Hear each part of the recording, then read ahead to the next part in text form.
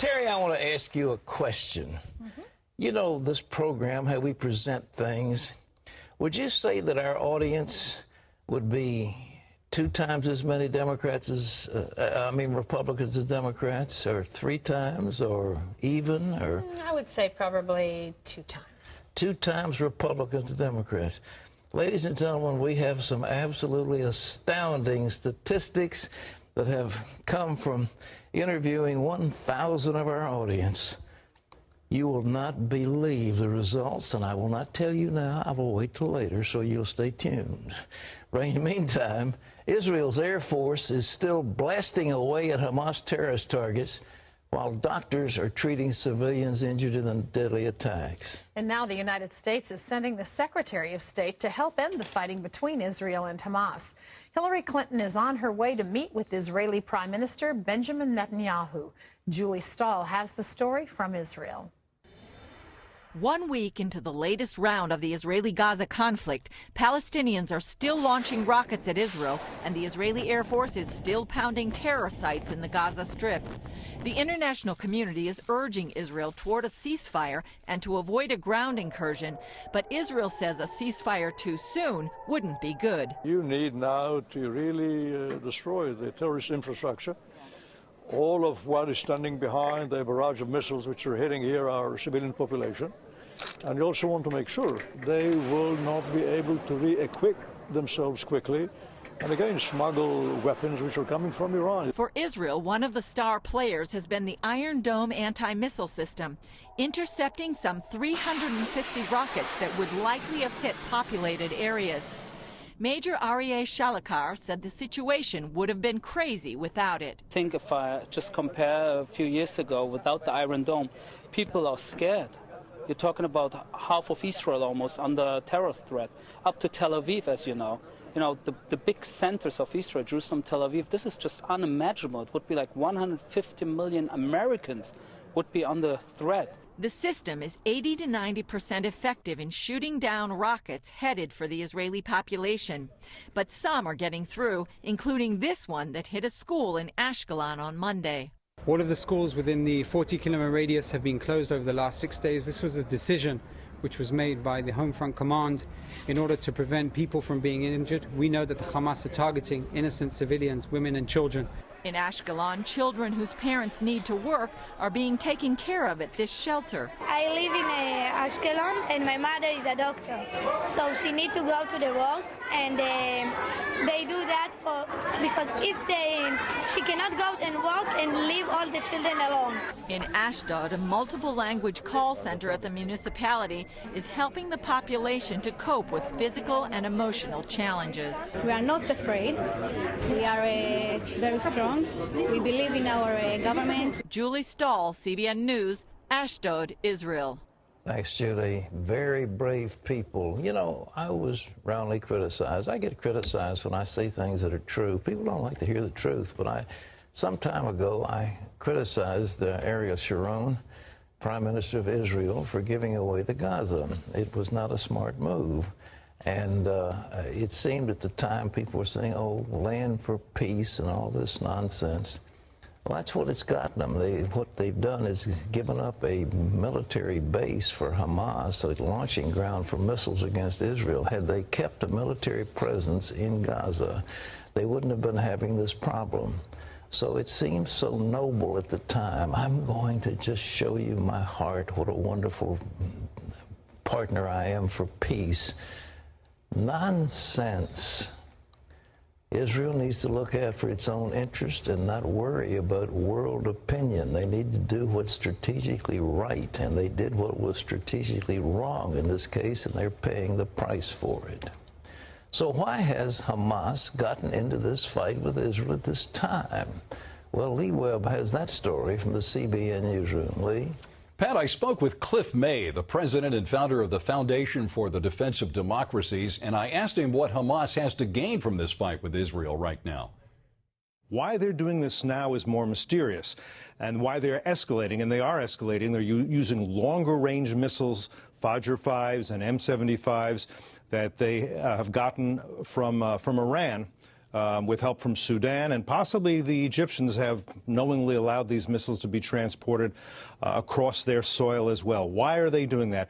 Well, one reason may be because they don't have credibility as a militant terrorist organization fighting Israel's existence if they don't fight Israel from time to time. And stay tuned to CBN News for the latest developments on this growing crisis. By the way, May also questions how much support Israel truly has from other countries around the world. A Pakistani court acquitted the Christian girl accused of blasphemy against the Quran. 14-year-old Ramsha Masih was arrested back in August after a Muslim cleric accused her of burning the Muslim holy book. The cleric was later accused of fabricating the evidence in the case. Masih was exonerated for lack of evidence, and all charges against her were dismissed. The case caused an international outcry over Pakistan's strict blasphemy laws. Here at home, city leaders in Santa Monica, California have pulled the plug on a long-running nativity display at a city park. So a coalition of churches there sued, claiming the city violated their free speech rights. But a federal judge has rejected that lawsuit now, and Efrem Graham has the story. A series of 8-foot nativity scenes had become a Christmas tradition at Santa Monica's Palisades Park. However, after nearly 6 decades, city leaders banned the displays. They say the nativity scenes block the view, foot traffic destroys the grass, and it costs the city too much to manage the private exhibits. A coalition of churches that puts up the nativity scenes doesn't believe those reasons. They claim in a federal lawsuit, atheists who flooded the city with paperwork are to blame. The churches say their freedom of speech has been violated. But a federal judge backed the city. This amounts to an erosion of First Amendment liberty for religious speech in this country. Attorneys for the city of Santa Monica say the displays create a burden that had been growing for 20 years. Last year, in a lottery process, atheists and secular groups won most of the display spaces. The city and the court say the content of the message was not the issue, but resources. Santa Monica leaders say they had to hire 2 staff people who spent 245 hours processing applications. I truly doubt that it's about the resources. I think it's probably more that Santa Monica doesn't really want to deal with the controversy. I kind of like the tradition of having them out and just being able to walk by when you feel like it. The court says the churches can pursue other options. Christmas caroling is still an option at Palisades Park, and displays are allowed at other parks. Efrem Graham, CBN News. Pat, to be honest, the way the culture goes out west, I'm surprised it's stayed up this long. What do they call it? The People's Republic of Santa Monica? I just don't know. I mean, there's so much left-wing stuff going on out there, and I don't know. Lee, every year we have to fight this stuff about Christmas, and the atheists are just obnoxious, and but they seem to have favor with the courts. They come in not representing much of anything except 5 or 6 little people, and they get hearings, and then they tear down their Christian infrastructure that's been in place for decades. It's not pleasant. Lee. We can take heart in knowing that God's kingdom will not be thwarted, however, I'm sure.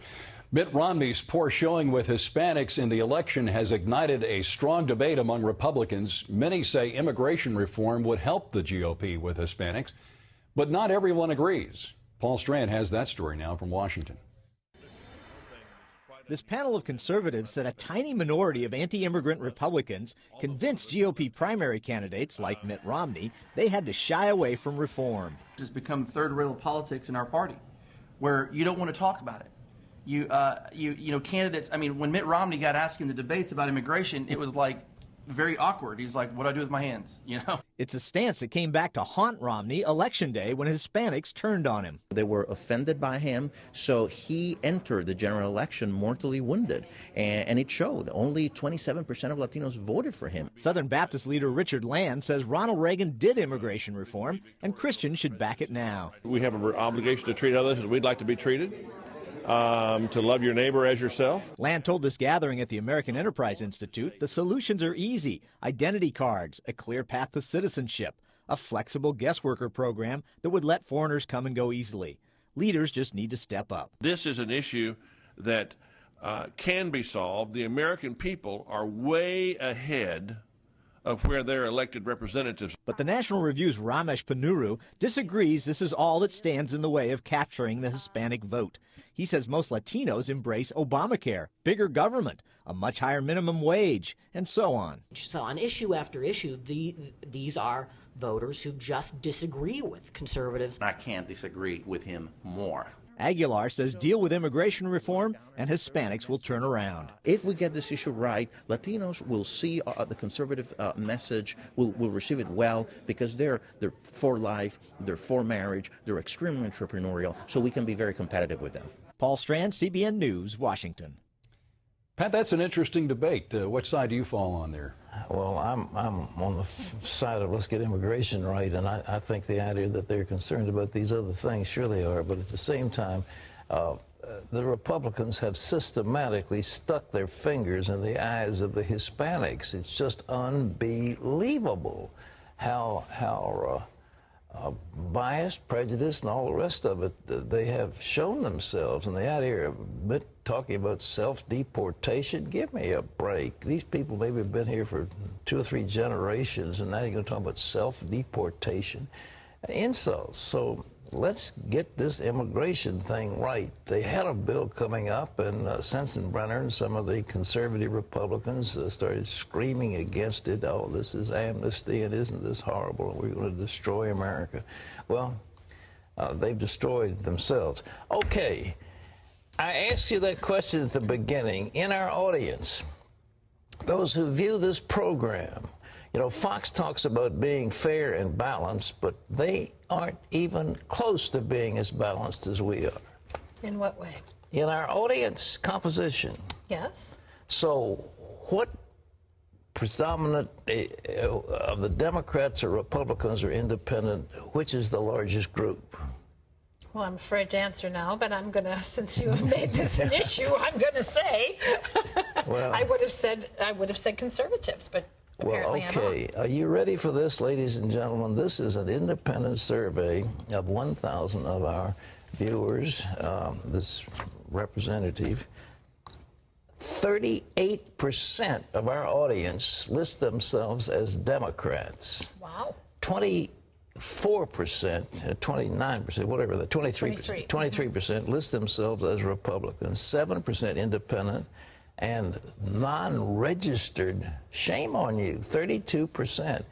But more Democrats than Republicans watch this program because they like to hear the fair and balanced news we put well, out. you know, do you think that, I think maybe that might mean that we live our lives more compartmentalized than we'd realized. You know what I mean? Yeah. Because we are family values, very faith-oriented, so maybe people live there. It says that Democrats want God and Republicans want God, and let's stop acting like they don't. A federal court issued a temporary injunction against an Obamacare mandate for Bible publisher Tyndale House. The Illinois-based company objects to the provision that requires coverage for contraceptive and abortion-inducing drugs.